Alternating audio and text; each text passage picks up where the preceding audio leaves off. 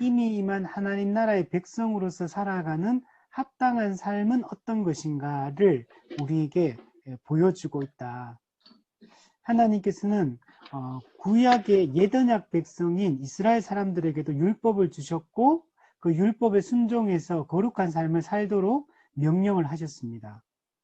구약 이스라엘 백성들에게 하나님 율법을 주실 때 그들이 이제 구원을 받게 하려고 율법을 주셨던 게 아니고 먼저 그들을 출애굽시켜서 유월절 어린 양의 피를 통과해서 구원을 시켜놓고 구원받게 하고 난 이후에 구원받은 하나님의 백성으로서 어떻게 살아야 되느냐를 알려주기 위해서 율법과 이 십계명, 율법 전체 요약인 십계명을 주셔서 그 말씀에 순종할 것을 하나님의 백성으로 구원받은 자로서 구원받은 백성들에게 살아라 라는 이런 의미로 주셨습니다.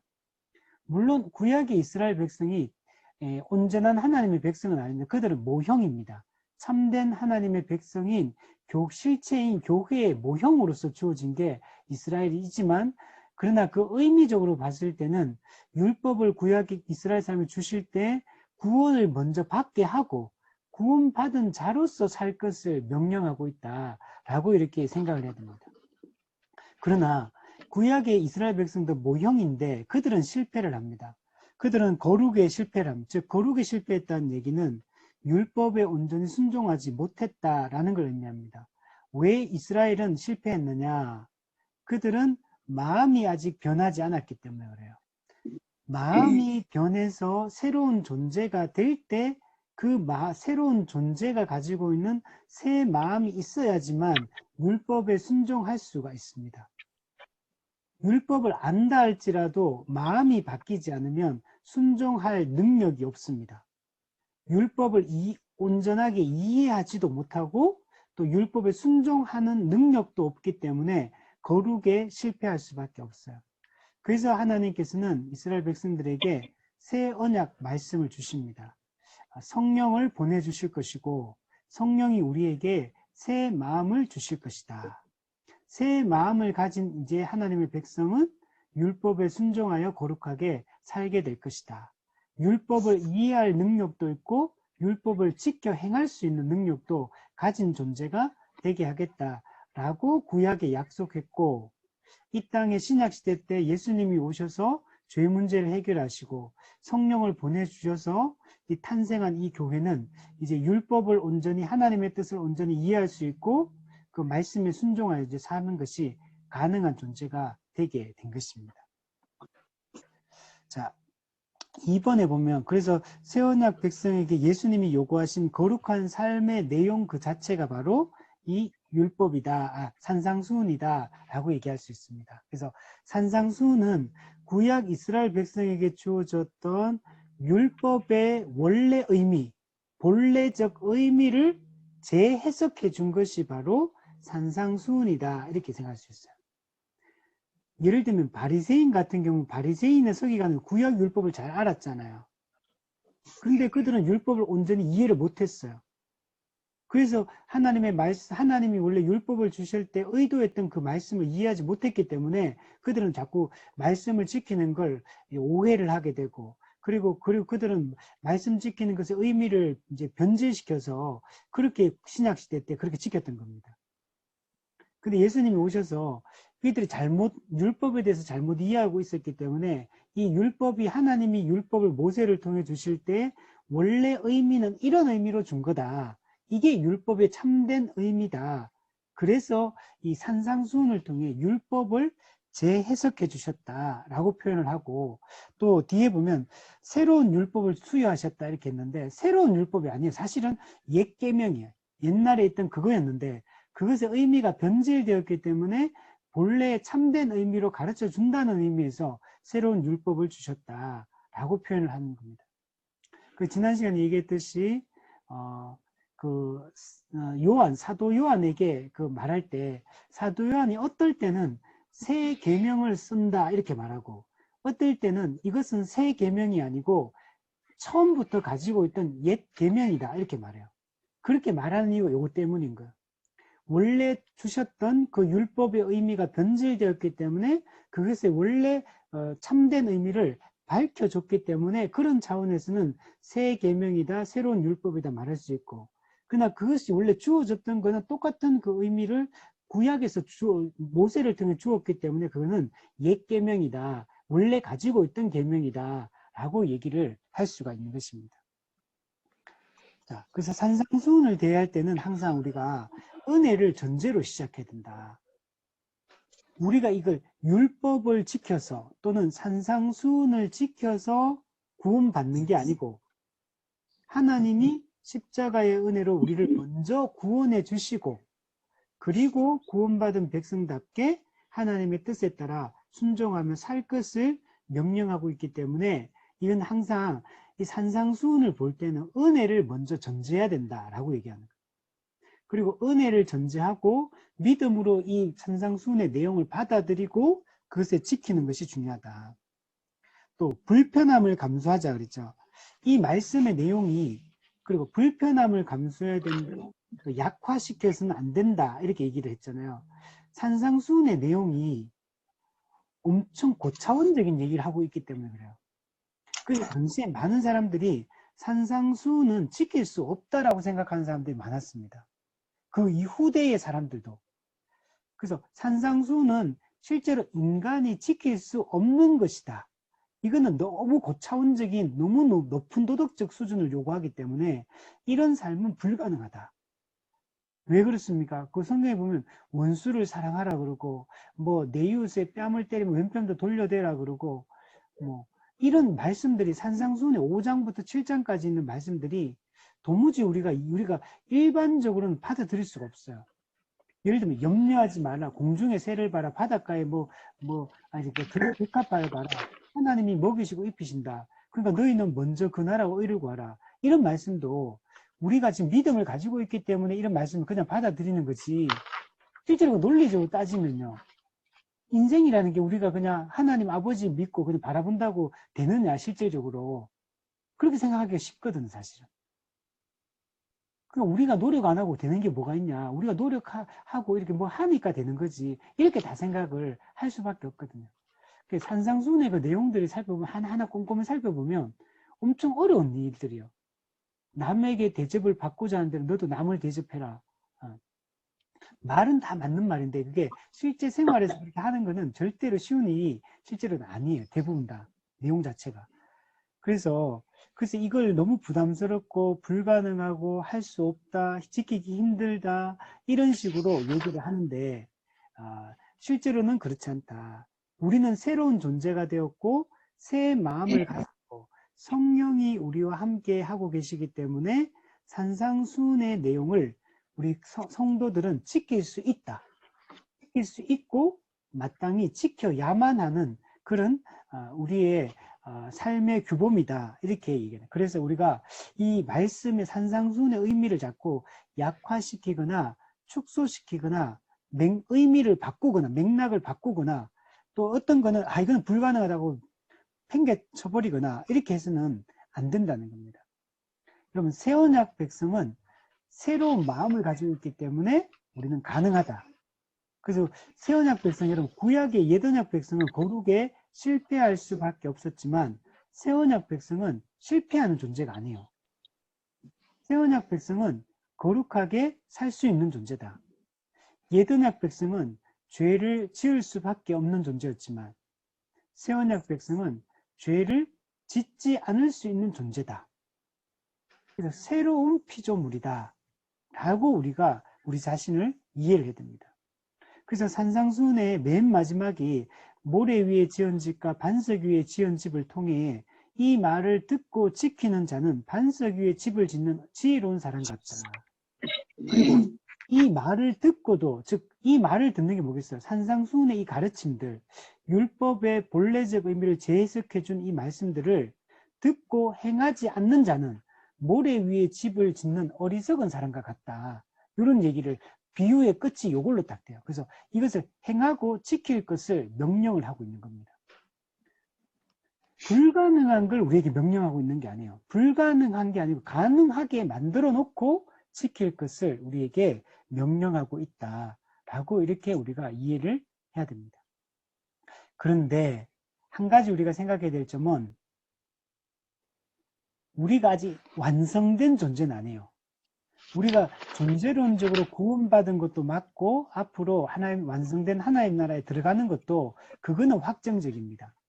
그런데 우리가 이 땅에 사는 동안에는 여전히 우리는 죄성을 가지고 이 타락한 세상 속에 살고 있기 때문에 이 임의와 아직 속에 살고 있기 때문에 우리가 힘써 행하지 않으면 우리가 힘써 이 말씀에 순종하고 이 말씀을 붙들지 않으면 이렇게 살지 못할 수 있는 거예요.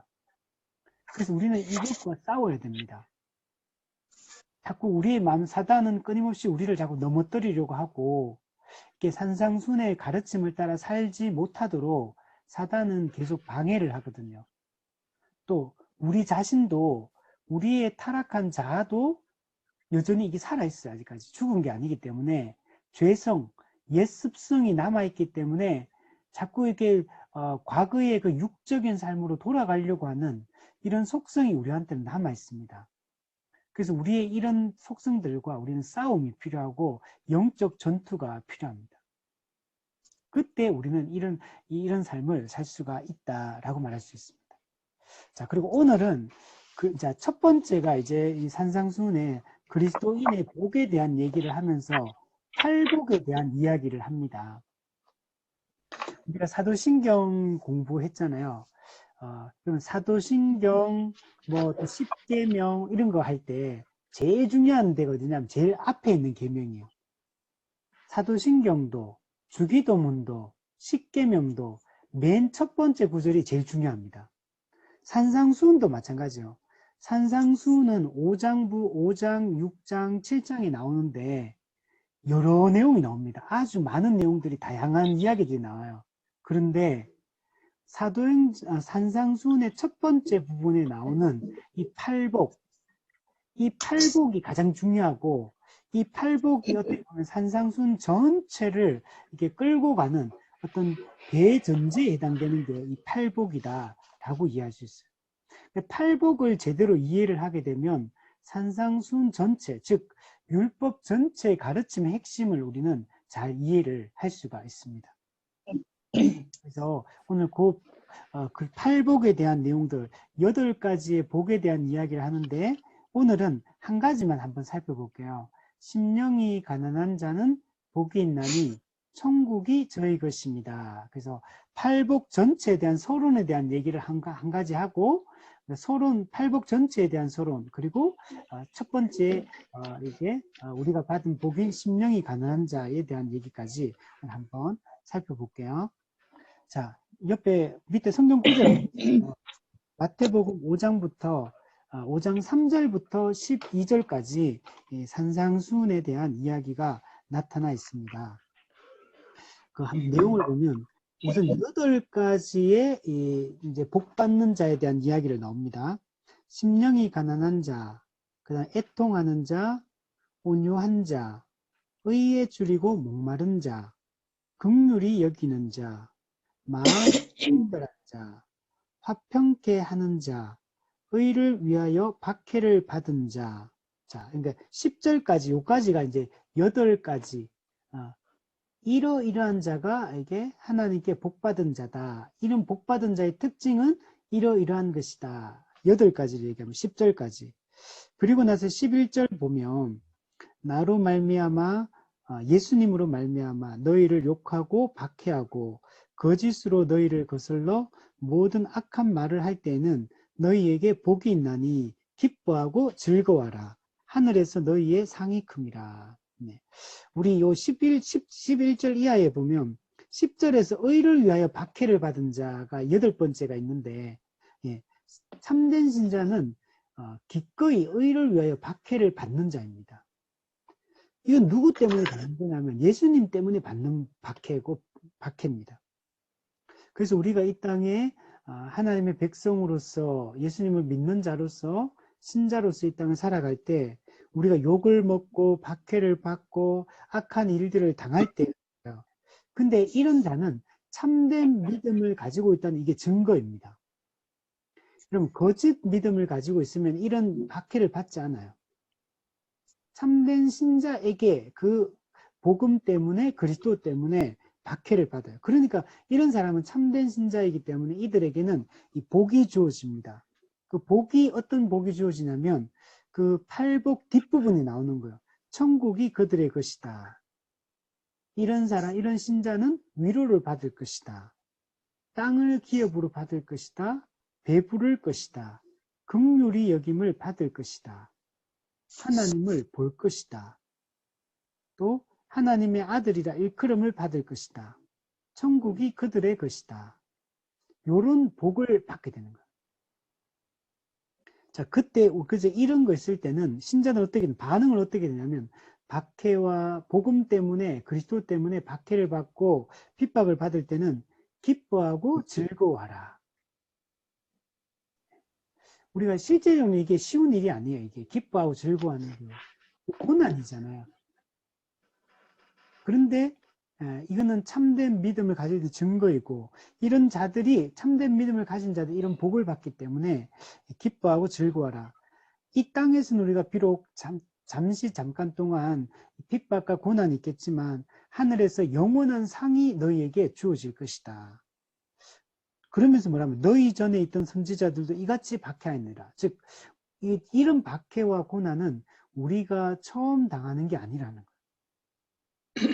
믿음을 가지고 살아갔던 믿음의 전부가 모두 다 이런 박해를 받으며 이 삶을 살아갔다. 그래서 기꺼이 우리도 이 길을 걸어갈 수 있는, 걸어가는 자가 되어야 됩니다. 자, 요게 이제 13절부터 12절까지가 이제 팔복과 관련된 그 내용들이에요. 자, 요 내용을 한번 보면서 밑에 1번에 한번 보시면, 자, 이 팔복은 그리스도인의 영적인 특징이라고 말할 수 있어요. 즉, 신자가 가지고 있는 영적인 특징이다. 그러니까 요거는 그러니까 신자가 요런 복을 받기 위해서 해야 되는 게 아니고 신자는 이런 복을 받은 사람이다 라고 말할 수 있어요. 그래서 1번에 보시면 요게 되게 중요합니다. 자, 팔복은 구원을 받기 위한 8가지 조건이나 실천이 아니다. 근데 여러분 어떻게 생각했습니까? 우리 일반적으로 교회에서 신앙생활 해올 때 이걸 이렇게 생각하지 않았습니까? 우리가 이렇게 하면 이런 복을 받을 것이다 라고 이렇게 생각을 해왔잖아요. 그죠? 그러니까 우리 하기 나름이에요. 우리는 이런 거 아직 안 했는데 신자들이 이런 거 열심히 하면 복 받을 거다. 이런 복을 받을 거다. 그러니까 이걸 전부 다 뭐라냐? 조건으로 생각해요. 조건. 복 받기 위한 조건. 복을 받기 위한 어떤 실천 행동들. 이런 걸로 생각을 했고. 그러니까 이거는 우리 이미 주어진 복이라고 이해했던 게 아니었어요. 그러니까 산상수훈을, 그러니까, 이 팔복을 얼마나 잘못 생각했는지를 잘 보여주는 거예요. 만약에 이걸 조건으로 해석을 해버리면, 이거는 전부 다 율법적인 행위를 요구할 수밖에 없어요. 여러분, 마음을 가난하게 하십시오. 여러분, 온유하려고 노력하십시오. 여러분, 의에 줄이고 목마른 자가 되기 힘쓰십시오. 이렇게 될 수밖에 없는 거예요. 이거는 그런 의미가 아니고 신자는 가난한 심령을 가진 사람입니다. 이미 가난한 심령을 가지고 있기 때문에 신자인 거예요. 신자는 이미 애통하는 자이기 때문에 신자인 거예요. 신자는 온유한 자이기 때문에 신자인 거예요. 그러니까 이거는 어떤 조건이나 실천 사항이 아니다. 이거는 이미 우리가 은혜로 구원을 받은 자는 모두 다 이런 사람이다. 모든 그리스도인, 모든 신자의, 참된 신자의 이 특징이 바로 이런 거다. 그래서 밑에 보면 참된 성도가 이미 가지고 있는 영적 특징에 대한 설명이다. 그죠? 이거는 참된 신자의 특징이다. 따라서 이거는 이미 구원받은 성도에게 복이 있다는 선언이다. 즉, 우리는 지금 여기서 말하는 이런 복을 장차 앞으로 받게 될 거다라고 얘기하는 게 아니고 신자는 이미 이런 복을 다 받은 자이다 이렇게 얘기하는 거예요. 자, 보면 그 3절부터 한번 보세요. 천국이 그들의 것이다. 여러분, 우린 천국을 안 받았습니까? 이미 받았잖아요. 이미 임한 하나님 나라 백성으로 이미 살고 있잖아요. 우리 위로를 받을 거다. 네, 우리는 위로와 위안을 복음 안에서 우리는 이 위로를 항상 받고 살고 있잖아요. 땅을 기업으로 받는다. 네, 아직까지는 완성적이지는 않아요. 하나님 나라가 완성되고 나면 땅이 새하늘과 새 땅으로 회복이 될 것이고 그 땅 전체를 우리는 받게 돼요. 우리는 이미 이 땅을 이미 이 땅에서부터 이미 누리고 있으며 장차 완성되게 이걸 다 받게 될 겁니다. 또 배부를 것이다. 이미 우리는 모든 게 배부르잖아요. 그래서 우리는 하나님 아버지 되심을 믿고 신뢰하며 이 땅에서 하나님이 주신 것들 좋은 것들 누리며 이미 영적으로도 육적으로도 배부름을 경험하고 살죠. 신자들은 영적으로 당연히 배부를 것이고 육적으로도 교회적 삶을 통해 서로의 필요를 서로 채워주고 메꿔줌으로 말미암아 이미 배부른 삶이에요. 우리는 긍휼히 여김을 받죠. 우리는 하나님으로부터 긍휼히 여김을 받고요. 성도 서로 간에도 긍휼히 서로를 여기며 그 여김을 받으며 우리는 살고 있습니다. 하나님을 볼 것이다. 이미 하나님 보고 있잖아요. 이미 우리는 말씀을 통해 예수 그리스도를 통해 이미 성령을 통해 하나님을 보고 있는 자예요. 하나님의 아들의 일컬음을 받는다. 네, 우리는 이미 하나님의 자녀가 되었잖아요. 그래서 우리가 하나님의 자녀, 양자 되었다라고 표현하죠. 천국이 그래도 아까 얘기했고, 그죠? 그러니까 우리는 이거는 앞으로 나중에 이렇게 열심히 하면 받을 거다라는 얘기가 아니고, 은혜로 구원받은 자는 이미 이러한 복을 다 받은 자이다. 그러나 아직 완성된 건 아니야, 아직까지. 물론 이 모든 것들을 완성적으로 받아 누리는 건 아니지만, 이미 우리는 여기 참여하고 있고, 이 복을 이미 누리고 있는 자다라고 얘기를 하고 있는. 자, 그래서 마틴 루터가 이런 얘기를 했습니다. 그리스도는 이 산상수훈에서 어떻게 그리스도인이 되는지에 대해서는 전혀 말씀하지 않는다. 즉, 그러니까 산상수훈 잘 지키면 그리스도인이 된다거나 이런 복을 받는다거나 그런 얘기하는 게 아니라는 거예요. 오직 이미 그리스도인이고 이미 그리스도인 된 사람, 또 은혜의 상태에 있는 사람이 아니라면 결코 행할 수 없는 행위와 열매에 대해서 말하고 있다. 즉, 지금 팔복에서 말하는 이런 것들은 이미 그리스도인 된 사람, 이미 은혜의 상태에 들어와 있는 사람들이 행하는 행위이고 그들이 맺는 열매가 이런 거다라고 얘기를 지금 하고 있다는 겁니다. 너무 안 좋아요? 저는 항상 예전에는 그냥 이게 다 실천이라고 생각했거든요. 그 예전에 제 팔복과 관련된 책을 몇 권이나 샀어요.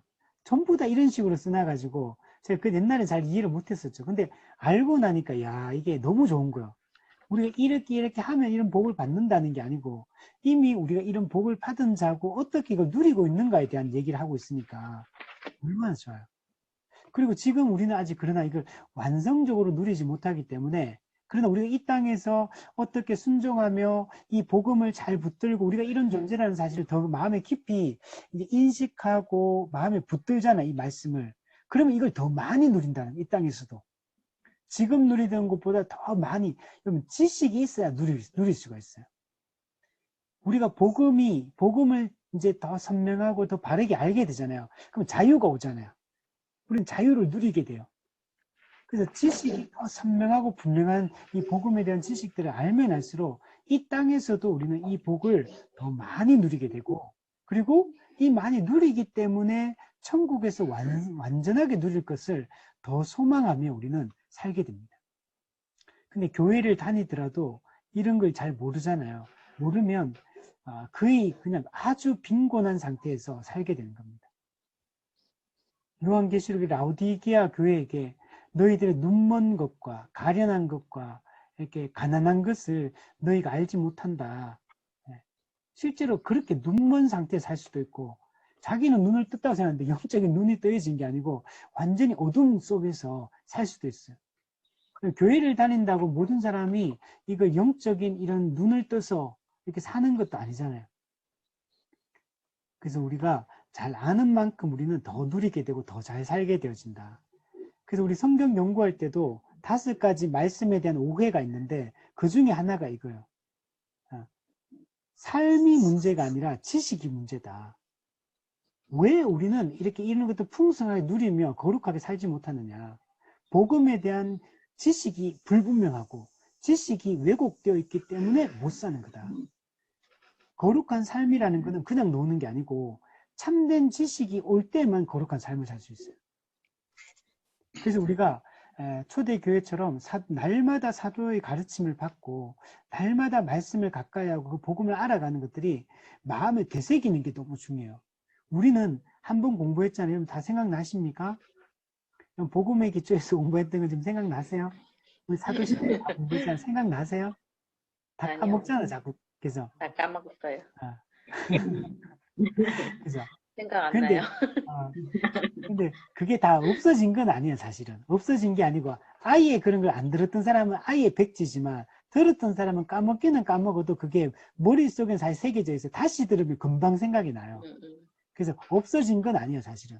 그렇지만 생각이 내 머릿속에 계속 나야지 그 말씀을 붙들고 살고 위로를 받을 수 있는데, 근데 자주 반복해서 이걸 안 살펴보면, 반복하지 않으면 자꾸 이렇게 빈곤하게 살게 돼요. 그래서 성도들은 계속 말씀을 반복할 필요가 있고 계속 성경 연구를 계속 하는 게 매우 중요합니다. 그래서 매 주일마다 복음이 선명하게 주일 설교를 통해 선명하게 항상 선포가 돼야 되고요. 그리고 또 주중에 이루어지는 이 양육을 통해서 또 계속 말씀을 접하는 것들이 되게 중요하고, 또 그렇지 않을 때는 개인적으로 집에서 성경 연구, DBS를 계속해서 이 말씀을 계속 붙들고 묵상하고 나누는 것들이 중요합니다. 근데 계속 이 작업이 매일마다 이루어져야 돼요. 그래야지만 우리는 그 충만한 것들을 가지고 살 수가 있게 됩니다. 자, 우리 두 번째 한번 보면, 참된 성도라면 8가지 특징을 모두 가지고 있다. 모든 성도는 심령이 가난하고 애통해하며 온유하고 의에 줄이고 목마르고 긍휼이 많고 마음이 정결하다 또는 청결하다, 깨끗하다는 말이에요. 마음이 청결하며 화평하게 하고 의를 위하여 박해를 받는다. 이게 참된 신자의 특징이에요. 참된 복음을 믿고 듣는 모든 자들은 이런 마음들을 가지고 있는 상태예요. 그래서 날마다 말씀을 가까이 하면 할수록 이런 마음이 더 커져요. 근데 말씀을 우리가 가까이 하지 않으면 이런 마음들이 자꾸 약화되어져요. 없는 건 아닌데 이렇게 확 살아나야 되는데 살아나지가 않고 있기는 있는데, 그러니까 이게 표가 안 나고 이게 드러나지 않게 되죠. 그래서 계속 복음을 붙들고 말씀을 이렇게 묵상하고 연구하는 것들이 되면 이런 마음이 점점 커지게 됩니다. 네, 두 번째 보면 팔복은 중생한 자, 곧 하나님 나라의 백성이 된 자가 이미 가진 영적 자질이지만 또한 여전히 구해야 할 자질이기도 하다. 그래서 이런 얘기를 하는 거예요. 이거 중요합니다. 이미 이런 자질들을 가지고 있어요. 이미 이런 복을 누리고 있어요. 그런데 우리가 아직 이미와 아직 사이에 살고 있기 때문에 우리 속에 죄성이 있고 세상이 타락한 세상이기 때문에 여전히 이런 자질들을 우리는 기도해야 되고요. 간구를 해야 됩니다. 그래서 우리가 끊임없이 말씀을 순종하면 살아갈 때 이런 자질들이 더 풍성하게 우리 삶을 통해 드러날 것이고, 근데 만약에 말씀을 가까이 하지 않고 이렇게 하면 이런 자질들이 가지고는 있는데 드러나지 않습니다. 드러나지 않으니까 자꾸 세상의 풍조, 세상이 걸어가는 그런 삶의 태도들이 우리 삶 속에 나타나게 되는 겁니다. 그래서 얼마나 말씀을 매일매일 가까이 하느냐, 이게 되게 관건이고, 우리가 한평생 우리가 살아갈 때 싸우는 방식이에요. 우리는 또 쓰러지고 넘어지거든요. 근데 그걸 줄여야 돼. 우리는 이게 기복이 이렇게 큰 사람도 있어요. 큰 사람 이렇게. 이런 거는 좋지 않습니다. 신자도 기복이 있는데 이렇게 기복이 작아야 돼. 쓰러졌다 또 다시 회복되는 이 주기가 짧아야 돼요. 이건 어떻게 가능하냐? 매일매일 말씀과 기도로 살아갈 때, 매일매일 말씀을 가까이 하고 설교를 듣고 양육을 받고 성경 연구를 하고 기도하고 할 때 이 주기가 짧아져요. 그러면 어떻게 사람들이 비치게 되냐면 되게 안정적인 사람으로 비치고요. 되게 어떻게 보면 아주 성숙한 사람으로 비치게 됩니다. 주기가 짧기 때문에. 그리고 주기가 크다는 얘기는 말씀을 가까이 하지만 주기가 커져요. 그러면 그 사람은 거의 불신자와 방불할 수도 있어요. 말하는 거, 교회는 다니는데 말하는 거, 행동하는 거, 또 추구하는 거, 생각하는 거 이런 것들이 거의 불신자와 방불할 수도 있어요. 그래서 우리가 매 순간 말씀을 가까이 하는 게 필요하다. 자, 3번에 보면 참된 성도가 받는 복은 이미 임한 하나님 나라의 백성이 되는 복이다. 자, 참된 성도가 받는 복은 이미 임한 하나님 나라 백성이 되는 것. 예. 그죠? 이미 임한 하나님 나라 백성이 되어서 그 나라를 누리는 게 바로 참된 성도가 받는 복이에요.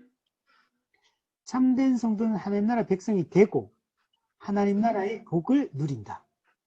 근데 참된 성도가 안 되면 그 나라의 백성이 될 수도 없고 그 나라의 복을 받을 수도 없게 됩니다. 근데 우리가 참된 복음을 믿는 자들은 이미 우리는 천국이 그들의 것이다. 이미 천국을 하나님 나라 백성이 되었고 그 천국을 누리는 자가 되는 것입니다. 천국을 누리는 것은 하나님이 우리의 아버지시고 우리가 그의 백성으로서 그분의 아버지 되심을 누리는 것과 같은 거예요. 하나님이 우리의 아버지로서 그분은 우리의 필요를 채워주시고 우리를 돌봐주시고 공급해주시고 우리를 보호해주시고 이런 것들을 경험한다는 얘기예요. 이걸 경험하고 있습니까? 우리 매 순간에 이 하나님의 인도하심, 보호하심, 긍휼히 여기심, 또 채워주심 이런 걸 늘 공급하며 살아가는 거예요. 제가 오늘도 잠깐 얘기했지만 제가 개척 교회를 이렇게 하고 제가 개척하기 전에 제일 두려웠던 게 사실은 그거였거든요. 이 생활이 되겠는가? 이게 중요하잖아요. 생활이 되는 게 중요하잖아요. 제가 한 번도 이제 교육자가 되고 나서 사역을 쉰 적이 없거든요. 계속 전도사 때, 교육 전도사 때부터 쭉 계속해서 쉰 적이 없이 사역을 해왔는데, 적든지 많든지 간에 일정하게 이제 사례비가 나오니까 생활이 되잖아요. 누구한테 도움을 받지 않아도 그냥 기본 생활이 제가 혼자 있을 때도 그렇고 결혼해서 아기를 낳고 나서도 기본 생활이 부교육자 때도 생활이 다 됐거든요.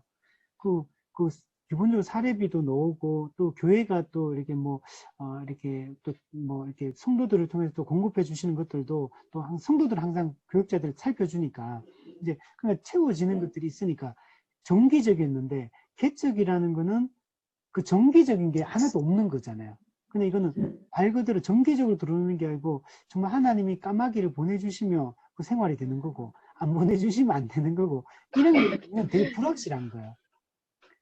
저도 이거 믿음이 없었죠. 이 믿음이 없었고. 그래서, 개척해가지고 간생해보니까 우선은 저는 무조건 건물을 얻어야겠다 생각했거든요. 건물을 얻어야 되겠다 생각해서, 그래서 얻었는데 다행히 저는 이제 좋은 분을 통해서 이제 그 까마귀죠.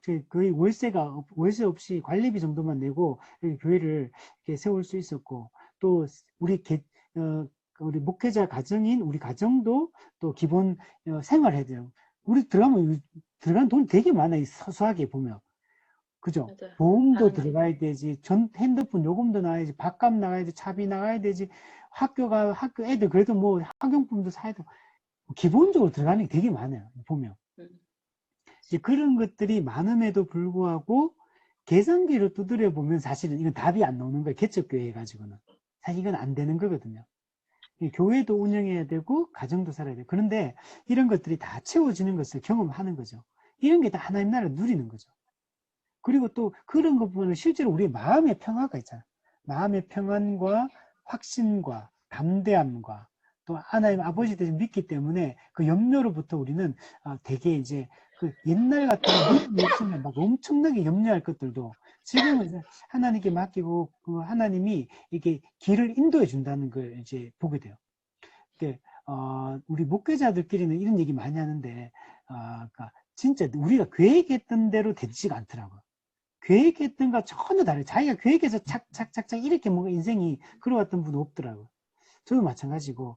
근데 하나님이 그때그때 우리의 삶을 탁 인도해 주신다는 걸 우리가 경험을 하게 되고, 그 당시에는 그게 이해가 잘 안 되는데, 시간이 지나고 딱 뒤를 돌아보면, 와, 가장 적절했다. 가장 좋은 길을 걸어왔구나. 하나님이 이렇게 인도해 주셨구나. 라는 것들을 이제 알게 되죠. 그래서 우리가 실제적으로 살아가면서 가만히 꼼꼼히 생각해 보면 하나님이 어떻게 우리의 삶 속에 역사하고 계신지가 사실은 우리가 되게 많아요. 되게 많고, 여러 가지 증거, 건강도 마찬가지죠. 건강도 이렇게 건강하게 이렇게 뭐 크게 아프지 않고, 물론 우리가 나이가 들면서 조금씩 아픈 건 있겠지만, 크게 이렇게 아프지 않고 사는 것도 일상을 또 매주 한 주 한 주를 건강하게 산다는 이 자체도 이게 사실 보통 그게 아니에요. 되게 정말 젊을 때 이렇게 몸이 망가지는 분들도 많고 실제로 목숨을 잃는 분들도 진짜 많은데 우리 그런 거 없이 이렇게 평안하게 산다는 것 자체가 정말 감사한 거죠. 그래서 우리는 이미 이런 천국의 복을 이미 이 땅에서 누리고 있고 또 장래에 대한 우리는 두려움이 없잖아요. 심판에 대한 두려움, 형벌받아 지옥에 갈 두려움, 우리의 미래의 모든 것들이 이미 다 준비되었고 마련되었고 우리가 이미 가장 좋은 그 나라가 약속되었다는 사실을 분명하게 확신하면서 산다는 거, 엄청난 복을 누리고 있는 거죠. 자, 그래서 밑에 보면 그 네모 박스 안에 한번 보세요. 자, 여기 팔복에서 받는 복의 내용이 이러한 자는 이러한 복을 받을 것이다 라고 말할 때 그 뒷부분에 있던 것들. 자, 그 내용 한번 보세요. 천국이 그들의 것이다 라고 아까 얘기했고, 또 땅을 기업으로 받는다. 하나님을 본다. 하나님의 아들이라 일컬음을 받는다. 위로를 받는다. 배부를 것이다. 긍휼히 여김을 받는다. 말은 다 달라요. 그죠? 내용이 다 다른 내용 같잖아요. 근데 이건 사실은 똑같은, 의미적으로 보면 다 똑같아요. 다른 내용이 아니에요. 이게 전부 다 무슨 말이냐면 하나님 나라에 들어간 사람을 표현하는 거예요. 하나님 나라에 들어간 상태를 설명할 때 이런 식으로 표현하는 거예요. 천국이 그들의 것이다. 이 말이 천국에 이미 들어갔다는 얘기예요. 땅을 기업으로 받는다. 이 땅이 뭐냐면 이 세상을 말해요. 그래서 그리스도인들을 뭐라고 표현하냐면 하나님의 상속자다. 예수님과 함께 한 상속자다. 세상의 상속자다. 이렇게 말해요. 하나님의 상속자는 말은 아버지인 하나님의 모든 걸 받아 누리는 자다. 그리스도와 함께한 상속자란 말은 그리스도를 믿음으로 말미암아 그리스도 때문에 우리가 이 복을 받게 됐잖아요. 그래서 그리스도와 함께한 상속자 이렇게 표현하고, 세상의 상속자라고 성경이 표현할 때는 이 세상이 어떤 세상이에요? 지금은 타락한 세상이지만 장차 예수님이 재림하시면 이 세상이 새하늘과 새 땅으로 바뀌어서 이 세상 전체가 뭐가 됩니까? 하나님 나라의 영토가 되죠. 즉 이 세상 전체가 하나님 나라가 되죠. 그럼 세상의 상속자란 말은 하나님 나라의 상속자다. 새하늘과 새 땅의 상속자다. 이런 얘기를 하는 거예요. 그래서 이 말 자체가 땅을 기업으로 받는다. 이 말도 하나님 나라 백성이 된 상태, 그 나라에 들어간 상태를 표현하는 말이에요. 하나님을 본다. 이것도 마찬가지예요. 하나님을 보는 자는 누굽니까?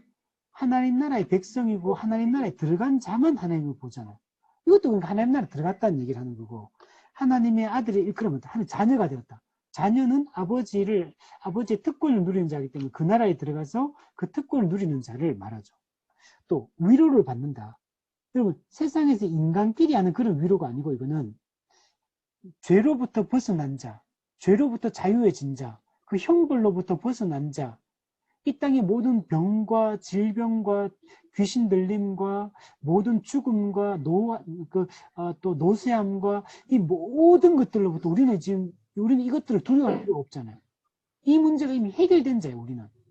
그러니까 우리는 참된 하늘의 그 위로를 받는 자, 즉 하나님 나라에 들어간 사람들이 누리는 이 복에 대한 얘기고, 자, 배부를 것이다.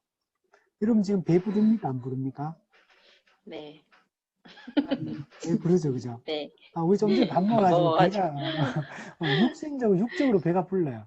자, 그런데 우리가 육적으로만 배부른 게 육적으로도 배부르죠. 왜냐하면 우리가 한 몸을 이루어서 한 믿음의 지체가 함께 살아가면서 서로의 필요를 채워줌으로 그 그 교회 모습처럼 이 가난한 자가 없었다. 교회 안에 서로의 필요가 메꾸어지니까 다 모든 사람이 이 땅에 육적으로 필요한 것들 다 누리게 돼요. 배부르잖아요. 우리 배불러요. 저도 이제 머리 자꾸 빠져가지고 되게 탈모 샴푸 사야 되나 이렇게 염려를 했었는데, 때마침 또 서울에서 이렇게 탈모 샴푸와 아니, 하고, 또 이렇게 그거 있더라고요. 머리 브러쉬 이렇게, 머리 감을 때 이렇게 하는 거 있더라고요. 브러쉬. 이거 네. 아십니까? 네. 그거 저는 뭐 처음 알았거든. 그런 게 있는지도. 근데 그거 이렇게 착 하면 비듬도 없어지고 머리 두피도 막 이렇게 되게 좋다 그러더라고요. 그래서 그거 아침에 해보니까 너무 좋더라고. 시원하고. 음. 혈액순환도 되고, 혈액순환도 잘 돼. 그게 너무 좋더라고요. 그죠? 이렇게 이게 필요하면 이렇게 딱 하나 이렇게 보내주시고 잘 사용하는 것 같아요. 자, 그리고 그죠? 육적으로도 그러니까 배가 부른 거야. 근데 영적으로 어때요? 영적으로 당연히 배부르죠. 우리는 죄 문제가 해결되고 구원의 확신을 갖고 의의 확신을 가지고 담대하게 살아가는 잖아요. 우리는 나중에 내가 지금 죽으면 어떻게 될까? 지옥 가는 거 아닐까? 내가 구원받을 수 있을까? 이런 두려움이 없잖아요. 우리는 영적으로도 배부른 자죠. 긍휼히 여김을 받는 자. 그렇죠. 우리가 하나님의 긍휼히 여김을 받았고 우리가 또 긍휼히 여김을 받았으니까 다른 사람을 또 긍휼히 여겨요. 그래서 우리가 다른 사람을 불쌍히 여기고 돕고 섬기고 하고, 또한 우리도 계속적으로 하나님으로부터 긍휼히 여김을 받아요. 하나님으로부터도 긍휼히 여김을 받고요. 또 성도들로부터 긍휼히 여김을 받고. 그러니까 이 모든 것들이 하나님 나라에 들어간 백성이 누리는 이미 받은 복을 설명하는 게 바로 이런 것들이에요. 다 그러니까 의미적으로는 다 같은 말들이에요. 하나님 나라 백성이 된 자, 하나님 나라에 이미 들어간 자가 누리는 복들이다. 그렇기 때문에 이 팔복은 뭐라고 표현하냐면 밑에 보면 현재적인 복이다 이렇게 말해요. 이미 우리가 이 땅에서부터 현세에서부터 누리는 복이다. 나중에 우리가 죽어서 가는 천국에서만 이게 누리는 게 아닌 거예요. 이게 참 불쌍한 거예요. 여러분, 하나님 나라 신학에 있어서 한국교회는 현재적 하나님 나라를 강조했겠습니까? 미래적 하나님 나라를 강조했겠습니까? 미래적. 미래? 그렇죠. 한국 미래. 교회는 미래적 하나님 나라. 늘 그거 있어. 죽어서 가는 천국에 들어가냐 못 가냐 거기에 관심을. 여러분 신앙생활 이때 해왔던 감상해 보세요. 현재 우리가 하나님 나라 백성이 되었고 이미 임한 하나님 나라 속에서 그 나라의 복을 현재 이곳에서부터 이 땅에서부터 우리는 충만히 누리며 산다는 이런 것들 많이 강조하는 걸 들으셨습니까? 그죠? 그래서 지금 화두가 뭐냐면요. 하나님 나라 신학을 가르칠 때는 이미와 아직, 이미 임했지만 아직 임하지 않은, 완성되지 않은 하나님 나라, 이런 개념으로 항상 하는 핵심적인 내용, 이미와 아직. 근데 과거에는 아직에 관심을 뒀다면 지금은 화두가요, 이미에 관심을 되게 많이 둬요. 아직도 물론 당연하지만 이미를 강조를 많이 해요, 요즘에. 왜냐하면 이 천국이라는 걸 자꾸 이 땅에서 누리는 걸 별로 없는 것처럼 자꾸 생각하고 이 땅과 저 세상의 삶을 자꾸 분리를 시켜서 생각을 하니까 그게 아니라는 거예요. 우리가 일상 속에서 삶을 살아가는 그 속에서 우리는 이미 임한 하나님 나라를 충분히 누릴 수 있어요. 근데 그거 우리 많이 누리고 있습니까? 우리는 이 땅에 많이 누리는 것 같지가 않잖아요, 실제적으로.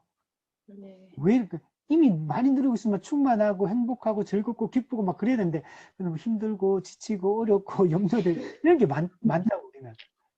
왜 그러냐면 아버지 대심에 하나님의 아버지 되면 신뢰가 좀 약한 부분이 있어요. 하나님이 우리에게 주신 약속에 대한 신뢰가 약한 거예요. 그리고 또 실제적으로 이런 것들이 어떻게 누리냐면 하나님께서 이 땅에 세우신 교회를 통해 누리는 거는 지역 교회를 통해서, 보편 교회를 통해서. 근데 지금 한국 교회는 지역 교회가 이런 한 몸 한 가족됨을 강조를 별로 안 해요. 우리가 이런 교회적 존재라는 사실을 강조가 안 되고 있고 교회적 존재가 교회적 삶을 살아가는 것에 대한 강조가 안 되고 있습니다. 그 신앙생활을 되게 개인주의적인 신앙생활을 현재 하고 있어요. 그냥 개인적으로 열심히 성경 보고 기도하고 이런 것에 관심이 많아요. 우리가 한 몸 한 가족을 서로를 어떻게 섬기고 돌보고 육적 영적 필요를 채워나가며 정말 교회 전체가 일상의 삶을 교회적으로 살아가는 것에 대한 이 강조가 제대로 안 되고 있어요. 그렇게 되려면 우리가 정회원 중심의 교회를 이루어가야 돼요. 세례교인 중심의 교회를 철저하게 이루어갈 때면 이런 게 가능하거든요.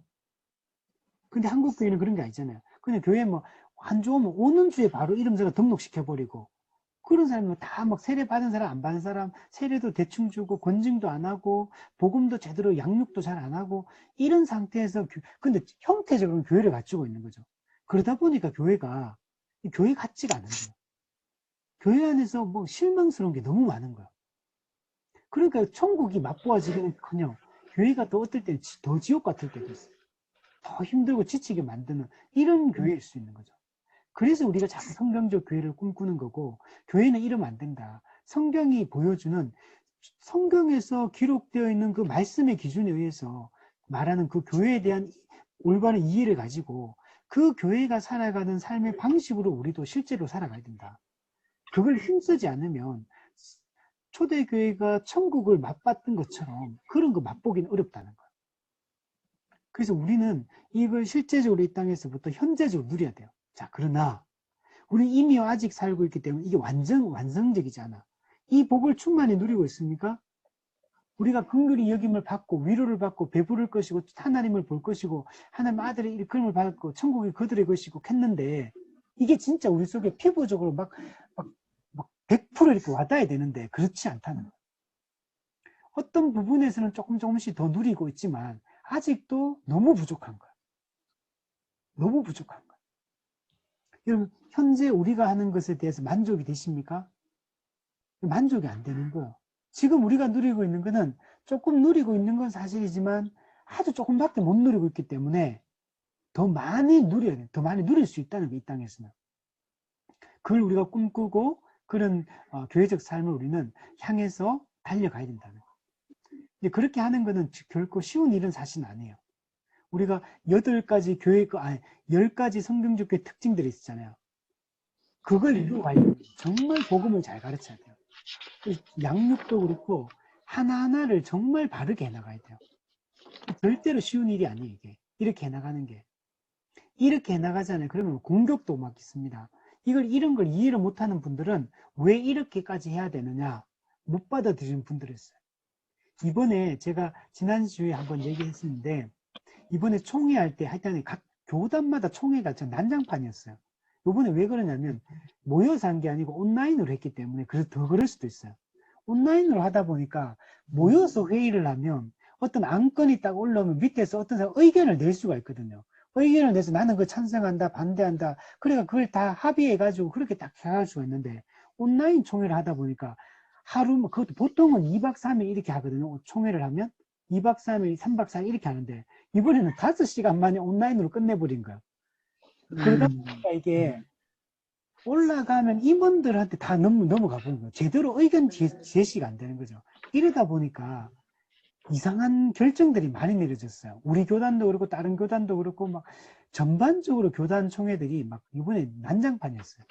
그래서 지금 이거 다시 올바르게 바꾸기 위한 노력들을 지금 하고 있는데 아직 모르겠어요. 어떻게 될지. 어쨌든 간에 이게 되게 어려워요. 이게 아직 교회가 완전하지 않기 때문에 그렇습니다. 그래서 이 땅의 이 지상교회는 불완전한 교회다 그래요. 불완전한 교회이기 때문에 항상 개혁이 돼야 됩니다. 교회는 항상 개혁이 돼야 돼. 이 땅에서는. 나중에 천상교회는 완전한 교회이기 때문에 완전하기 때문에 개혁될 게 필요가 없지만 이 땅에서는 아니다. 그래서 우리는 종교개혁자들은 항상 이렇게 말했어요. 이거 한번 따라하겠습니다. 항상 실망하고 항상 소망하자. 항상 소망하자. 그래서 우리는 교회를 볼 때마다 우리 교회를 볼 때도 여러분이 항상 실망해야 됩니다. 항상 실망하고 항상 소망해야 됩니다. 이런 태도를 안 가지면 정말 성경적 교회를 이루어갈 수가 없어요. 우리 이 땅의 불완전한 교회의 모습을 보고 항상 실망해야 되고 또 우리가 참된 이 성경적 교회를 꿈꾸고 이 성경적 교회를 바라보며 항상 이 소망하며 우리는 살아가야 되는 겁니다. 그래서 이 팔복 같은 경우는 현재적인 복일 뿐만 아니고 또한 미래적인 복이다 이렇게 얘기하는 거예요. 자, 밑에 보면 두 개만 현재 시제이고 자, 2개만 하는 건 3절과 10절이에요. 이건 뭐냐면 천국이 그들의 것이다 이거예요. 천국이 그들의 것이다 이 말은 현재 시제로 기도. 현재 우리가 이 천국을 누리고 있다는 얘기예요. 자, 그런데 나머지 6개 같은 경우는 단순 미래시제다. 즉 미래시제입니다. 이거는 어떤 거냐면 위로를 받을 것이다. 이 말은 지금 받는다는 말이 아니잖아요. 문장으로 보면 앞으로 위로를 받을 것이다 말이고, 앞으로 땅을 기업으로 받을 것이다. 장차 배부를 것이다. 장차 긍휼히 여김을 받을 거다. 장차 하나님을 볼 거다. 장차 하나님의 아들 이끌을 받을 거다. 이건 전부 다 미래에 대한 얘기예요. 전부 다 지금 누리고 있다고 표현되어 있는 게 아니라 앞으로 이런 걸 누리게 될 거다라고 문장이 기록되어 있어요. 그래서 이걸 단순 미래 시제이다 이렇게 말해요. 자, 그런데 실제적으로는 이게 그러면 미래에 진짜 이거 누리게 된다 이 말인가? 그러면 천국이 그들의 것이다. 이거는 이 땅에서도 현세에서도 누리고 나머지는 나중에 미래에 누린다. 그런 게 아니고 이게 이미 심령이 가난한 자가 누리고 있는 현재의 복이다. 나머지 6개도 전부 다 단순 미래 시제이다. 이게 현재에도 이미 누리고 있는 거다. 이렇게 봐야 돼요. 그런데 아직 완성적이지 않기 때문에 미래에 이루어질 거다라고 얘기를 한다는 거예요. 자, 팔복을 잘 이해되죠? 이거는 참된 신자가 이 땅에서 가지고 있는 신자의 특징이다. 그 참된 신자는 이미 이러한 복을 받은 자이고 이런 복을 누리고 있는 자이다. 그래서 현재적 복이 뿐만 아니라 그러나 아직 미래적인 완성적이진 않기 때문에 장차 우리가 완성된 이런 복을 받게 될 거다라고 얘기한다는. 자, 2번에 보면 자, 이제 첫 번째입니다. 심령이 가난한 자는 복이 있다라는 요거 첫 번째 문을 한번 볼게요. 자, 심령이 가난한 자는 복이 있나니 천국이 그들의 것입니다. 자, 물질적으로 궁핍한 자처럼 영적으로 자신의 궁핍함을 인정하고 겸손히 하나님께 나아와 엎드리며 하나님만을 의지하려는 자를 이 심령이 가난한 자다라고 얘기한다. 그러니까 심령, 마음이 가난한 자라고 했잖아요. 그죠? 그러니까 물질적으로 가난하단 말이 아니에요. 이거는 심령이 가난하다. 물질적으로는 부자일 수도 있어요. 그런데 마음은 이렇게 가난한 자, 심령은 가난한 자일 수가 있는 겁니다. 요거는 자신의 영적 궁핍함, 자신의 죄인됨을 겸손히 하나님께 인정하고 하나님께 나아가는 것만이 나의 유일한 참 방법이다. 내가 이 영적 궁핍함을 채울 수 있는 방법이다 라고 진짜 믿고 그 하나님만 의지하는 자, 이런 사람이 심령이 가난한 자예요. 기본적으로 자신의 죄인됨을 인정하고 하나님을 의지하는 이런 태도를 가지고 있는 사람이 영적으로 아주 가난한 마음을 가지고 있는 거예요.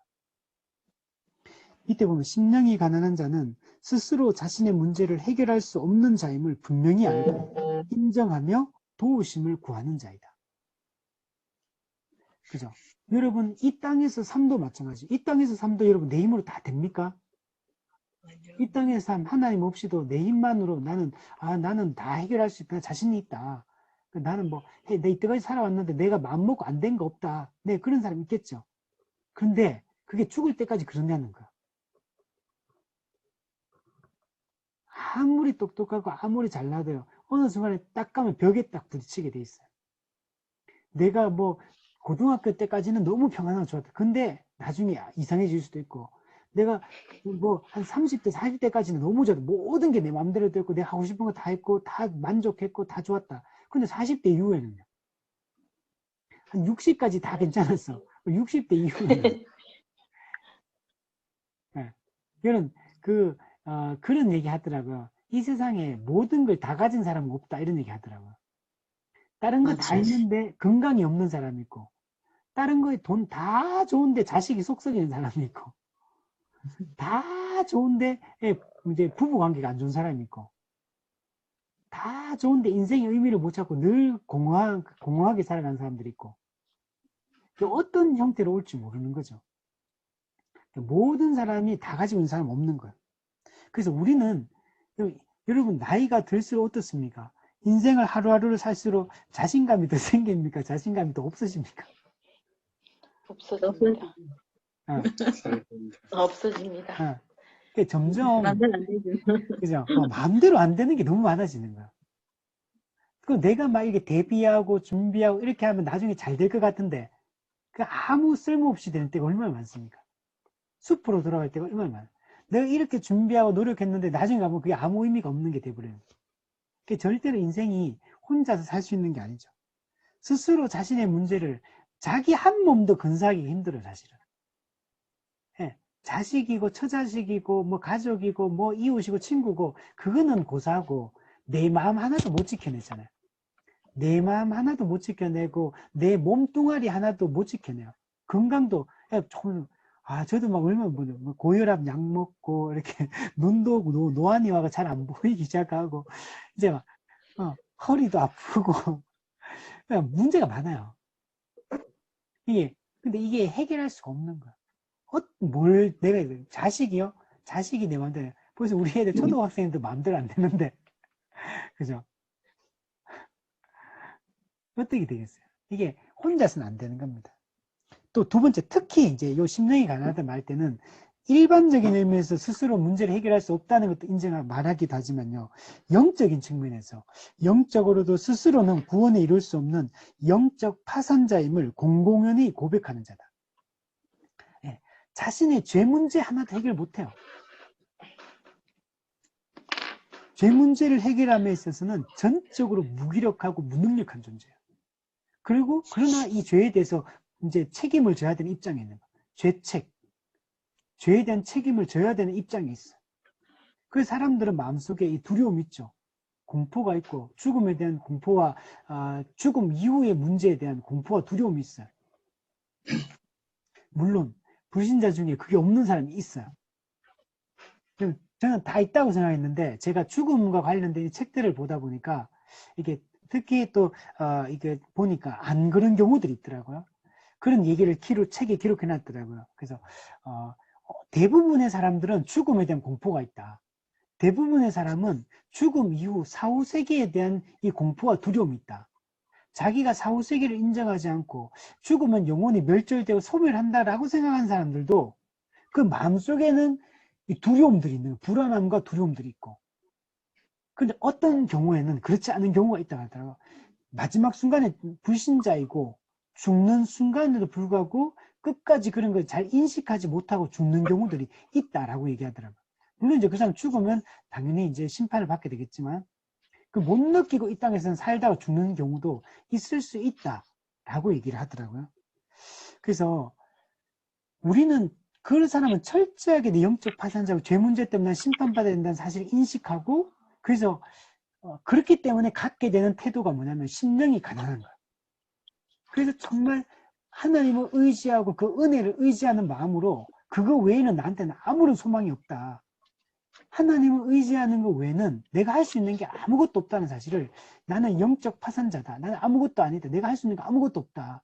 난 전적으로 무기력하다. 라고 생각하는 이 마음이 심령이 가난한 자예요.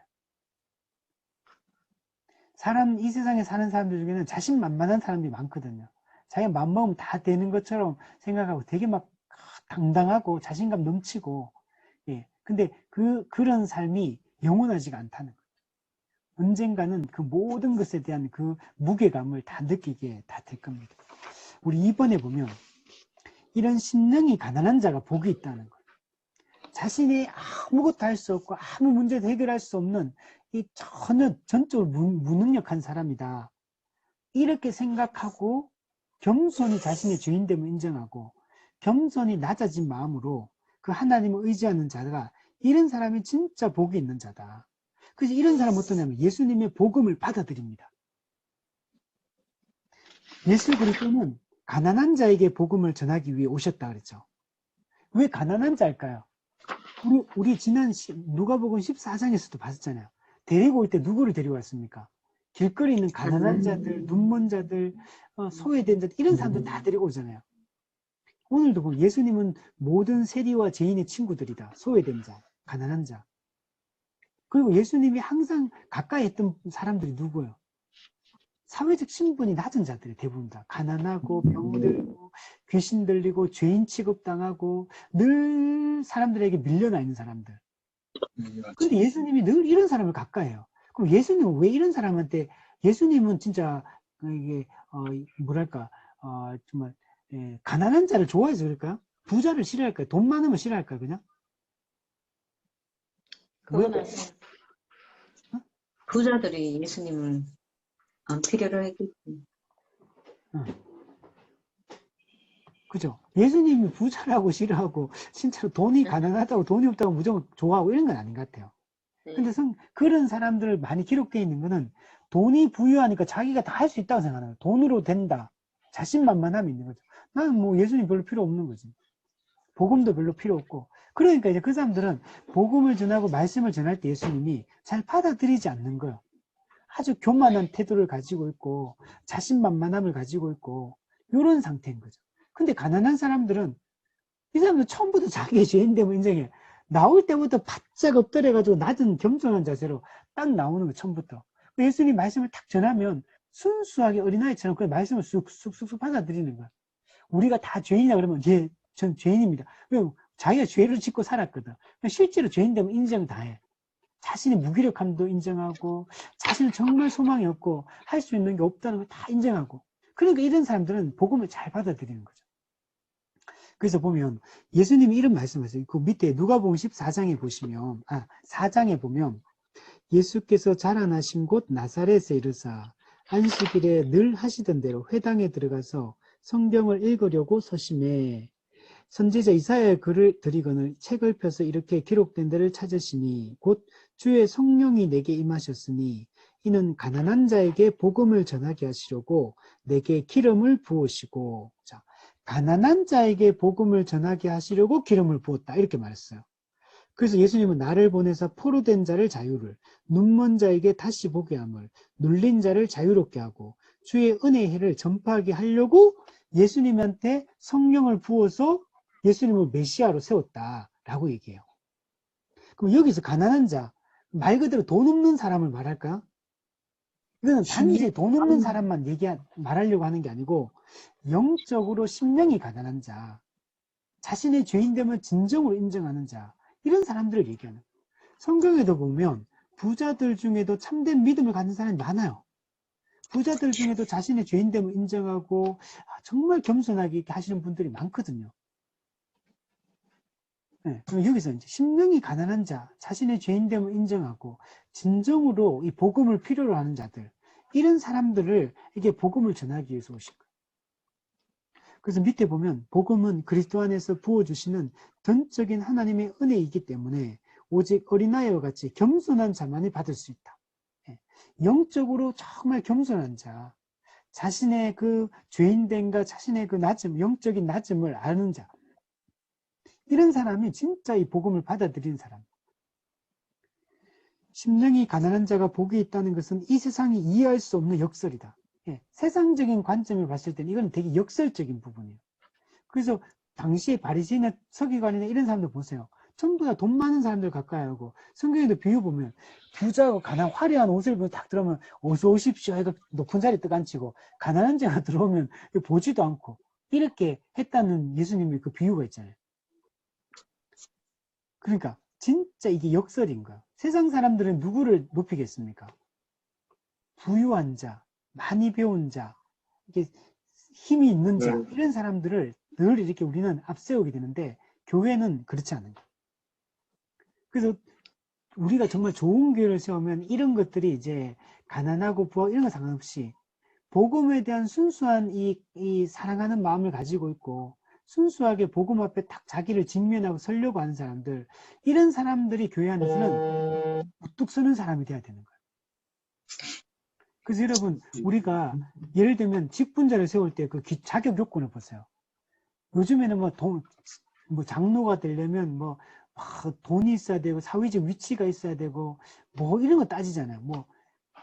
그죠? 권사가 되려면 집사, 그런 걸 따져서 막 이렇게 하는데 성경에는 그런 조건이 아니에요. 성령과 믿음이 충만한 사람, 지혜로운, 세상으로 칭찬받는 자, 믿음과 지혜가 충만한 사람, 성령과 지혜가 충만한 사람, 그리고 자기 가정을 믿음으로 잘 다스리는 자, 자기 삶을 깨끗하게 하는 자, 이런 사람들이 전부 직분자에 들어가지.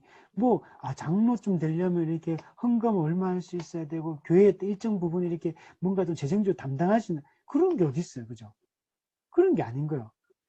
우리 교회가 좋은 교회가 되려면 나중에 직분자가 세워질 때 이런 것들이 전혀 통용이 되지 않아야 돼요. 성도들의 마음속에 한 이 정도 이런 사람이 교회 장로가 되고 뭐 집사가 되고 이렇게 하는 게 좋지 않을까 이런 생각을 갖는다면 그건 교회가 잘못된 거야. 정말 그 믿음과 그의 그 깨끗한 삶을 보고 그 하나님에 대한 순수한 그 열정과 사랑을 보고 그 사람이 정말 그런 은사를 가지고 있다면 그런 사람을 세워가는 게 좋은 거예요. 우리 한국 교회도 우리 한국 초대교회도 이런 게 있었어요. 저기 전라도 쪽에 가면 제가 이름은 까먹었는데 기와집처럼 생긴 그 옛날 교회당이 있어요. 그 관광지로 돼 있는데 현재는 거기 갔는데 거기가 어떤 거냐면 옛날에 그게 그 주인 그러니까 주인과 이제 양반과 쌍놈이죠. 그 교회가 있는데 그 교회를 세웠는데 그 주인집 어른은 뭐가 되면 장로님이 됩니다. 나중에 복음을 받아들이고 장로가 돼요. 근데 그 장로님이 그 교회를 자기가 양반이고 부자니까 돈을 들여서 교회를 세우고 그게 성도들이 모여서 하나의 교회를 형성하게 돼요. 그런데 그 교회 목사는 누구였는지 아십니까? 종? 종이요, 맞아요. 종인가요? 그 교회 쌍놈이에요, 쌍놈. 그 양반집의 쌍놈 종이 그 교회 목사가 되고 그 교회 장관님 장로님이 되고 그러니까 그 가르침을 그 목사된 종의 그 가르침을 받아 그 장로님이 교회를 아주 그렇게 교회를 협력해가 잘 세워갔다. 오, 너무 멋있다. 네, 그게 진짜 교회인 거예요. 그게 진짜 교회. 네. 근데 그 교회는 가보면 여자 남자가 옛날에 그랬거든요. 이게 집이 그렇게 지어놨어요. 기와집인데 양쪽으로 이렇게 해가지고 여자는 이쪽에 통로, 남자는 이쪽에 앉아. 앉는 자리가 달라. 그러니까 이게 이렇게 딱 모아지면 중간에 이제 강대상이 딱 있어요. 그 유명한 교회, 전라도 쪽에 있는데 거기는 꼭 한번 가보면 정말 좋아요. 나중에 한번 코로나 지나면 나중에 우리 여행 겸 한번 가면 좋을 것 같아요. 그런데. 네. 그중에 언더우드 선교사님이 그것도 좋고 또 신안군 그쪽에 가면 그런 게 되게 많더라고요. 거기가 신안군이 우리나라에서 제일 그 복음화율이 높은 70%예요. 70%. 대단하죠? 70%. 그게 문중경 전도사님이라고 여자 전도사님인데 6.25 동란 당시 아주 대단한 이 사역자, 여자 사역자가 있었어요. 문중경 전도사님이라고. 자, 우리 3번에 한번 보면 천국은 심령이 가난한 자의 것이다. 심령이 가난한 자는 천국에 들어가 말로 다 할 수 없는 부요함을 누릴 것이다. 네, 이건 뭐냐면 이 땅에서 현세에 이미 임한 하나님 나라의 복을 이미 이 땅에서부터 그 부요함을 누리며 지금 현재 살고 있어요. 그럼 성경에 오병이어 사건 있죠. 12광주리 그거 사건. 그거 뭘 보여주냐면요. 천국의 풍성함을 얘기하는 거예요. 양껏 마음껏 먹고도 12광주를 남았는데 차고 넘치는 거예요. 그거는 하나님 나라가 얼마나 부유하고 풍성한 것인가를 이렇게 보여주는 장면이거든요. 그래서 우리는 이 땅에서부터 그것을 누려. 그래서 이미 임한 하나님 나라에서 우리는 그 부유함으로 인해서 그 가난이 기억나지 않을 것이다.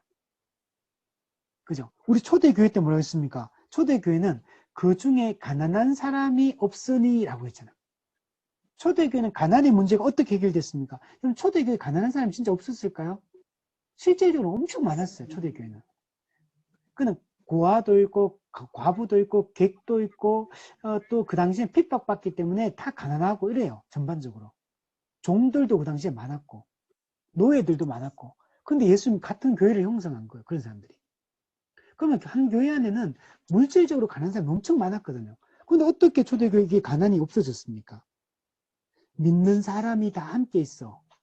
모든 물건을 서로 통용하고 또 재산과 소유를 팔아 각 사람의 필요를 따라 나누어 주었다. 고린도 후서 8장에도 보면 너희의 넉넉한 것으로 그들의 부족한 것을 보충함은 후에 그들의 넉넉한 것으로 너희의 부족한 것을 보충하여 균등하게 하려 함이라. 기록된 것 같이 많이 거둔 자도 남지 아니하였고 적게 거둔 자도 모자라지 아니하였느니라.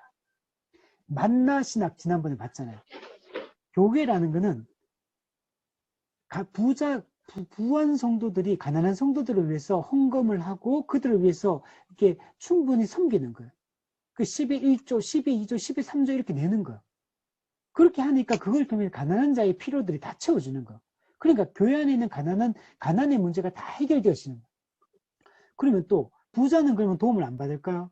부자는 또 가난한 사람들의 또 그 섬김을 통해서 위로를 받고 또 그들의 도움을 통해서 섬김을 받고, 교회 전체가 그렇게 해서 교회 전체 성도들이 영적으로나 육적으로나 이 균등함을 누리는, 모두가 풍성함을 누리는 이런 교회가 되었던 거예요. 그래서 우리는 이 땅에서부터 이 교회적 삶을 잘 사는 게 중요한 게, 그러면 이 땅의 영적, 육적 그 필요들이 다 채워지고, 그러면서 그 가난이 기억나지 않는 거야. 분명히 가난하거든요. 월급이 통장에 얼마 없어. 한 달에 버는 돈이 얼마 없는데 불구하고 서로서로 어렵고 힘들 때마다 서로서로 나눠주는 거야. 때로는 이렇게 아는 성도들끼리 서로 이렇게 도와주고, 또 때로는 그것도 안 되면 교회 전체가 또 나서서 또 도와주고, 이렇게 하면서 이 문제들이 해결이 되어지는 거죠.